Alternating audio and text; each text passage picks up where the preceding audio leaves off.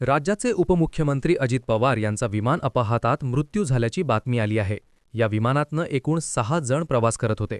मुंबईत सकाळी विमानाने उड्डाण केलं तेव्हा वैमानिकासह या विमानात 6 जण होते, ज्यामध्ये अजित पवार, त्यांचे सुरक्षा रक्षक आणि इतर कर्मचारी होते. बारामती इथे लँडिंग करत असताना सकाळी 9च्या दरम्यान हा अपघात झाल्याचं सांगण्यात येतं. डीजीसीएने विमानातील 6 जणांचा मृत्यू झाल्याचं कन्फर्म केलंय. विमान जागेवरच कोसळल्याचं चित्र आहे. अपघातात कोणीच वाचलं नाहीये. नेमका हा अपघात कसा झाला हे अद्याप पुढे आलं नाहीये, पण अपघातात अजित पवारांचा जागीच मृत्यू झाल्याची बातमी आहे.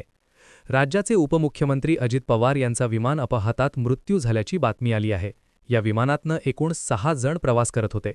मुंबईत सकाळी विमानाने उड्डाण केलं तेव्हा वैमानिकासह या विमानात 6 जण होते, ज्यामध्ये अजित पवार, त्यांचे सुरक्षा रक्षक आणि इतर कर्मचारी होते. बारामती इथे लँडिंग करत असताना सकाळी 9च्या दरम्यान हा अपघात झाल्याचं सांगण्यात येतं. डीजीसीएने विमानातील 6 जणांचा मृत्यू झाल्याचं कन्फर्म केलंय. विमान जागेवरच कोसळल्याचं चित्र आहे. अपघातात कोणीच वाचलं नाहीये.